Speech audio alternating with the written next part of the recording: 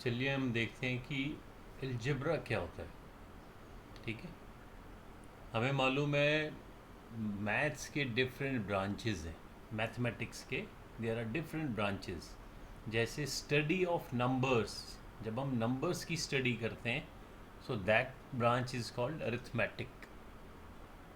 Study of shapes, जब हम shapes की बातचीत करते हैं तो दैट ब्रांच, उस ब्रांच को हम कहते हैं ज्योमेट्री। ऐसे ही एक ब्रांच हमारे पास है, ब्रांच ऑफ मैथमेटिक्स, जिसका नाम है अलजेब्रा। अलजेब्रा, यहाँ लिखता हूँ अलजेब्रा।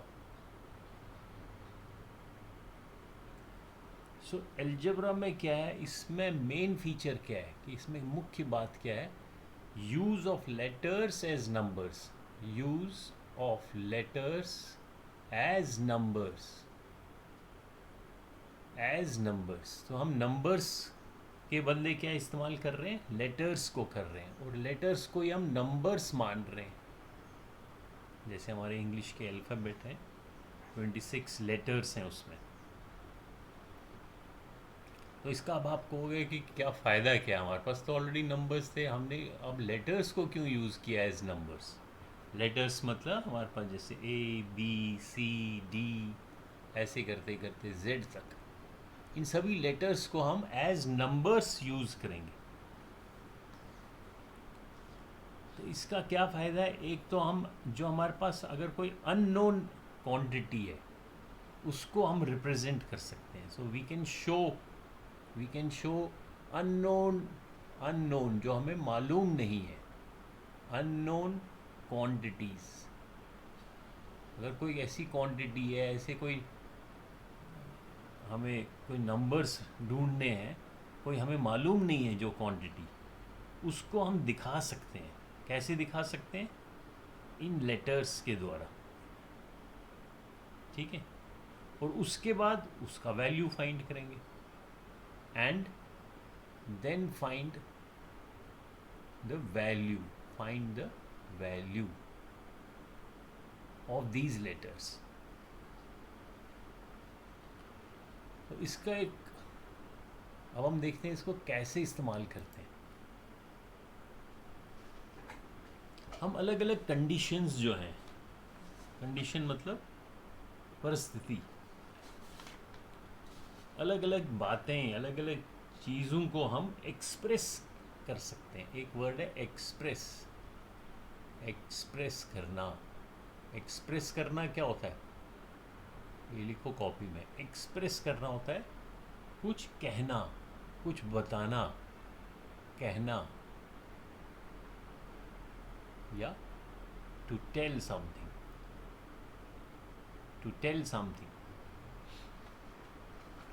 और जो चीज़ हमारे को कुछ बता रहा है, एक्सप्रेस करना तो वर्ब है, और जो चीज़, नेम ऑफ ए थिंग, जो चीज़ हमें एक्सप्रेस करता है उसको हम बोलते हैं एक्सप्रेशन। तो आप ये वर्ड काफ़ी देखोगे अलजेब्रा में, एक्सप्रेशन। एक्सप्रेशन का क्या मतलब है, ऐसी चीज़ जो हमें कुछ बता रही है, जो हमें कुछ कह रही है, विच टेल्स अस समथिंग।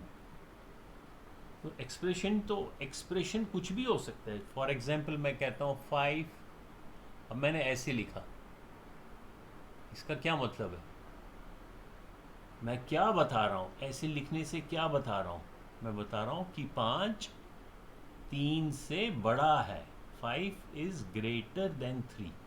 तो ऐसे लिखने को हम क्या बोलेंगे, एक्सप्रेशन।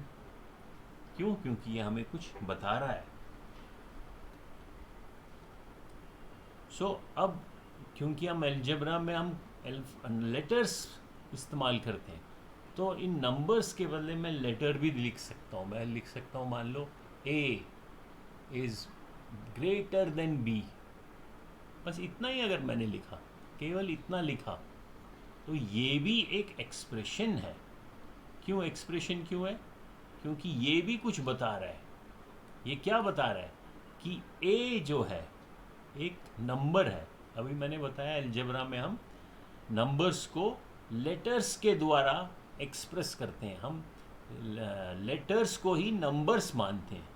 तो एक नंबर है ए, कुछ भी हो सकता है वो, ए बी से बड़ा है, तो ये ऐसे लिखना जो है, ऐसे मैंने लिख दिया, इसको मैं क्या कहूँगा, एक्सप्रेशन, क्योंकि ये कुछ एक्सप्रेस कर रहा है, कुछ बता रहा है। ठीक है, X, X is greater than Y, ये भी एक्सप्रेशन है। या X is equal to Y, ये भी एक एक्सप्रेशन है, ये भी कुछ बता रहा है आपको, कुछ इंफॉर्मेशन दे रहा है। ठीक है, तो जिस प्रकार से हम अर्थमेटिक में ऑपरेशंस करते हैं, नेक्स्ट पेज पे भी लिखता हूँ मैं, जिस प्रकार से हम ऑपरेशंस करते हैं, मैथ के ऑपरेशंस, मैथ के ऑपरेशंस 4 बेसिक ऑपरेशंस कौन कौन से हैं? Addition, subtraction, multiplication and division, ये 4 क्या हैं? These are math operations. तो जैसे हम नंबर्स पे ऑपरेशन करते हैं, जैसे दो नंबर्स को हम ऐड कर सकते हैं, जैसे 3 + 4, तो ये मैंने मैथ ऑपरेशन कौन सा इस्तेमाल किया? एडिशन का। अब एल्जेब्रा में क्योंकि हम लेटर्स को नंबर्स मानते हैं, तो मैं लेटर्स को भी सेम ऑपरेशन कर सकता हूँ। मैं लिख सकता हूँ ax + y, तो x को y ऐड कर दो, a - b, ये भी एक ऑपरेशन किया मैंने। x डिवाइडेड बाई y, ये भी ऑपरेशन किया। a मल्टीप्लाइड बाई b, तो दो लेटर्स को मैंने चारों ऑपरेशन करके दिखाया। अब ज़रूरी नहीं है कि दोनों लेटर्स ही हों, एक लेटर भी हो सकता है, एक नंबर भी हो सकता है। जैसे मैं लिखूँगा x - 5, तो ये भी एक प्रकार से एक्सप्रेशन है, और इस एक्सप्रेशन में क्या हो रहा है? एक नंबर आपके पास x है और एक 5 है, और वो आपस में सब्ट्रैक्ट हो रहा है। तो डिफरेंट ऑपरेशंस भी हम मैथ में कर सकते हैं। अभी देखो, अगर अब मैं एक एक्सप्रेशन लिखता हूँ, x + 5 = 15, अब यहाँ क्या बीच में आया? Is equal.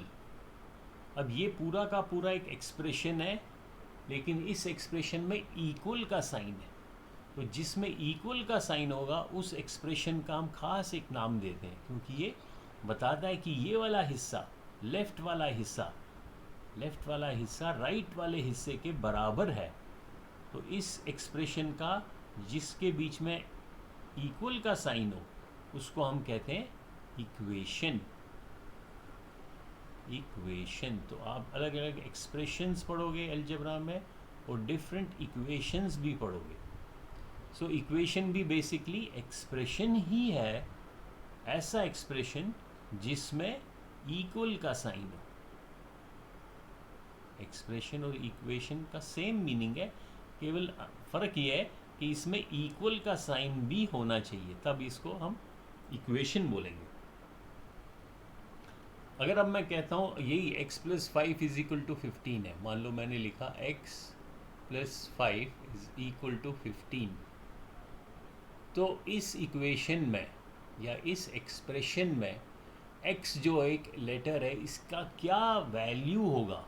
वैल्यू कितना, x किसके बराबर होगा कि अगर हम उसमें 5 ऐड करें वो 15 के बराबर बन जाए? तो अभी आपको आराम से दिखाएगा, x तो 10 होना चाहिए, क्योंकि 10 + 5 = 15। तो आपको यहाँ देखने से पता चला कि इस एक्सप्रेशन में x की वैल्यू 10 है। ठीक है, तो अब इसको अगर मैं कुछ और लिखूँ, अगर मैं लिखूँ x - 5 = 2, तो ये भी एक इक्वेशन है या एक्सप्रेशन है। इसमें x की क्या वैल्यू होगी? x तो यहाँ 7 होना चाहिए, क्योंकि 7 - 5 2 के बराबर होता है। तो यहाँ पे इस एक्सप्रेशन में x की वैल्यू 7 होगी। इस एक्सप्रेशन में x की वैल्यू 10 थी। यानी कि ये जो लेटर्स हैं, इनका वैल्यू जो है वो चेंज हो सकता है। Value can change. और चेंज का एक और वर्ड है वैरी। सो इन लेटर्स को हम, क्योंकि ये वैरी करता है, चेंज करता है, इन लेटर्स को हम बोलते हैं वेरिएबल। जो चेंज हो जाए, जिसकी वैल्यू चेंज हो जाए। अभी देखो इस एक्सप्रेशन में, इस एक्सप्रेशन में या इस एक्सप्रेशन में वैल्यू चेंज हो गया इस लेटर एक्स का, तो इस एक्स को हम क्या बोलेंगे? X is a variable. तो आज हमने वेरिएबल एक नया वर्ड सीखा। और जो इसके अंदर मान लो ये 5 है या ये 15 है, ये 5 जो है इसका वैल्यू चेंज नहीं होगा, 5 तो हमेशा 5 के बराबर ही रहेगा। तो इसको हम बोलेंगे इज कांस्टेंट। कांस्टेंट मतलब जो फिक्स हो रहेगा, जिसकी वैल्यू फिक्स है, वो चेंज नहीं होती है। सो किसी भी एक्सप्रेशन में आप कई बारी आप वेरिएबल्स देखोगे और कांस्टेंट्स देखोगे। नंबर्स जो फिक्स्ड नंबर है, जैसे मैंने लिखा 5x+3, आगे आप इस प्रकार के एक्सप्रेशंस देख सकते हो। इसका ये साइड इस साइड के बराबर है, इसमें ये वेरिएबल है और बाकी सारे क्या हैं? कांस्टेंट। ठीक है। अब इन एक्सप्रेशंस को सीखने का क्या फ़ायदा है कि हम अलग अलग कंडीशंस को, अलग अलग प्रॉब्लम्स को, अलग अलग परिस्थितियों को हम लिख पाते हैं, हम कुछ एक्सप्रेस कर पाते हैं। जैसे उसके एग्जाम्पल्स में दिखाता हूँ। अब देखो ये इसमें क्या कर रहा है? Express the following situations by using alphabets. आपको लेटर्स यूज करने। अब पहला स्टेटमेंट क्या है? Raman's age is double the age of his younger sister.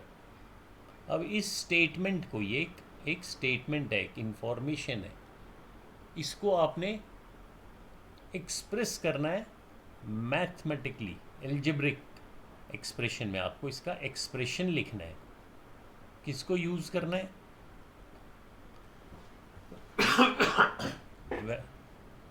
Variables और कांस्टेंट्स को इस्तेमाल कर सकते हो,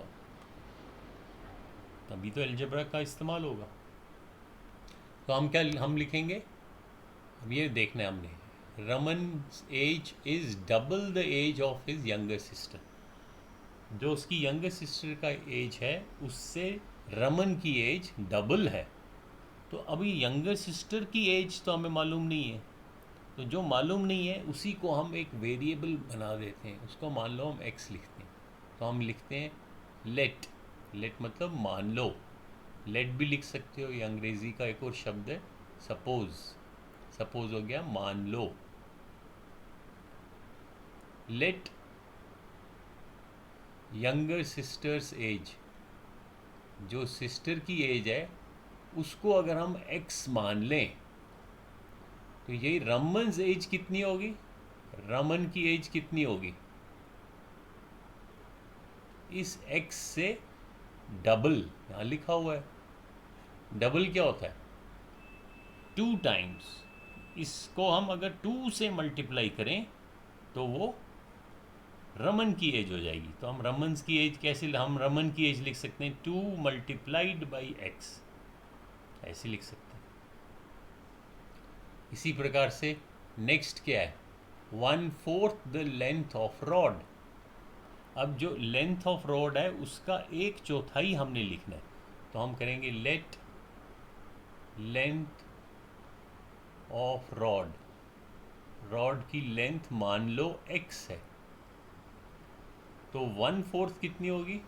1/4 ऑफ द लेंथ जो हमें दिखानी है, जो हमें एक्सप्रेस करनी है, वो होगी 1/4 मीन्स 1/4, 1/4 मल्टीप्लाइड बाई x। तो इस प्रकार से हमने लिख दिया। जैसे हमने ये लिखा था 2 मल्टीप्लाइड बाई x, रमन की एज होगी, ऐसे हमने x इंटू 1/4 लिखा, या x divided by 4, same meaning है। 1/4 का मतलब ये है कि हम 4 से डिवाइड कर रहे हैं।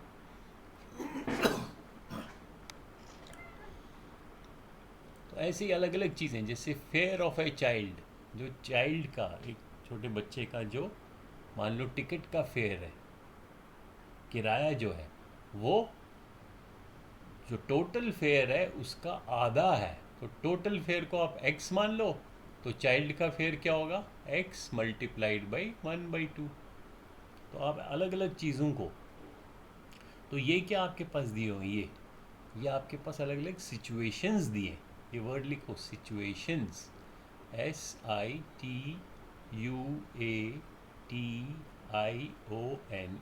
परिस्थिति। अलग अलग जो भी, ये तो अंग्रेज़ी की स्टेटमेंट है, ये तो इंग्लिश की स्टेटमेंट है।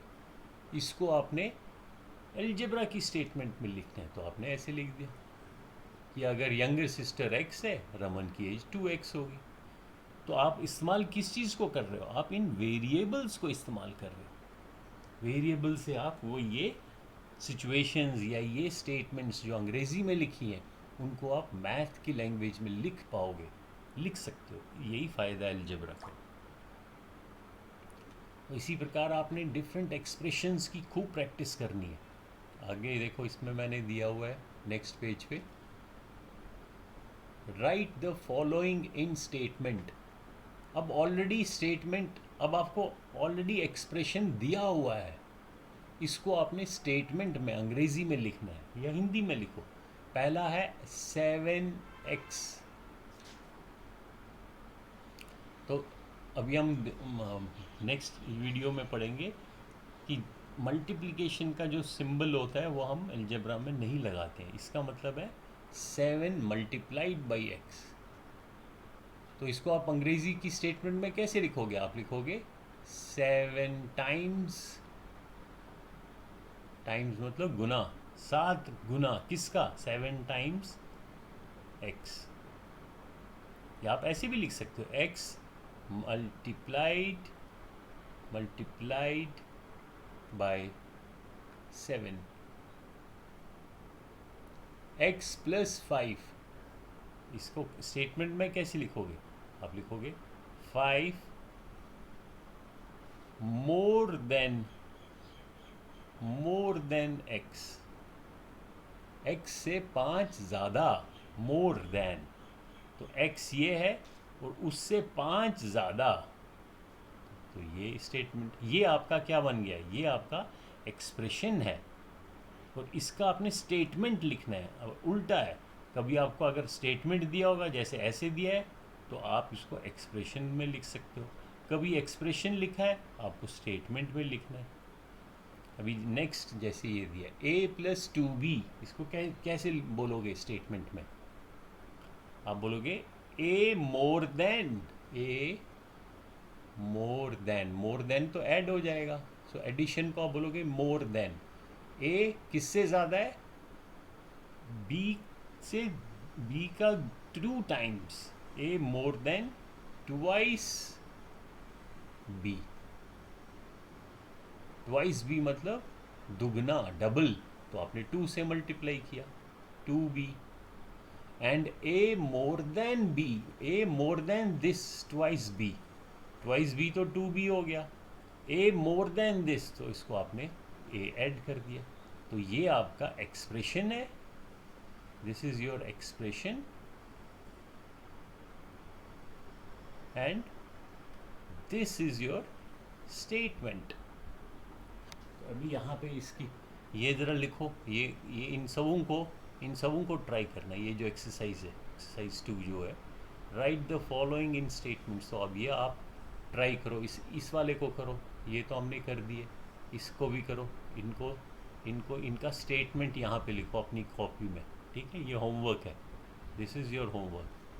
ये स्टेटमेंट आपने इन चारों की स्टेटमेंट लिखनी है कॉपी में, ABCD एंड E, 5 है, 5 का स्टेटमेंट लिखना अंग्रेज़ी में और फिर आपने व्हाट्सएप करके हमें वापस भेजना है, ठीक है। यहाँ पे फिर इसमें आगे क्या है, नेक्स्ट वीडियो, हाँ अभी ये देखो, अब इन ये सारी स्टेटमेंट्स हैं, इनको ट्राई करोगे तो age of a girl is X years, after 3 years हर age will be dash years. तो आपने ये एक सेंटेंस पढ़ना है और उसको फिल इन द ब्लैंक्स करना है। Age of a girl is X years, जहाँ फुल स्टॉप है वहाँ रुकना चाहिए, समझना चाहिए कि आपको क्या इन्फॉर्मेशन दी है। एक लड़की की उम्र कितनी है, एक्स ईयर्स। अब देखो नंबर्स को हमने अगर 5 साल 6 साल के बदले मैंने एक्स लिखा है, अलजेब्रा में हम वेरिएबल के फॉर्म में लिख सकते हैं। तो एक लड़की की एज एक्स है, आफ्टर 3 years 3 साल के बाद उसकी कितनी एज हो जाएगी, एक्स प्लस 3। तो ऐसे ये आपने लिखना, ऐसे ही इसको ट्राई करना। Age of boy is Y years, 5 years एगो। एगो मतलब जो बीत गया, पहले 5 साल पहले उसकी उम्र कितनी थी वो यहाँ लिखनी है। इसी प्रकार से ये सारे ट्राई करना, आराम से ये पढ़ना, समझना कि क्या लिखा जा रहा है और आपने फिर यहाँ फिल इन द ब्लैंक्स को भरना है। ठीक है, ऐसे ही आपने इनको भी एक्सप्रेस करना है, express the following statements algebra के फॉर्म में। तो इनको एक एक को पढ़ो, देखते हैं कितना समझ में आ रहा है, कितना। ये सारे क्वेश्चंस आपने करने, तो ये भी होमवर्क है। क्वेश्चन नंबर 2, क्वेश्चन नंबर 3, ये भी अपने कॉपी में लिखने हैं। जहाँ समझ नहीं आया फिर हम नेक्स्ट क्लास में, जब हम जूम पे क्लास करेंगे तो हम इसको एक्सप्लेन करेंगे, लेकिन आप इसको पहले ट्राई करना, इस एक्सरसाइज को भी ट्राई करना। ठीक है, ये यहाँ पे वीडियो रोकना और इसको नोट करना कॉपी में, इस एक्सरसाइज को। बस इतना ही है आज का होमवर्क। ओके, चलो बाय देन।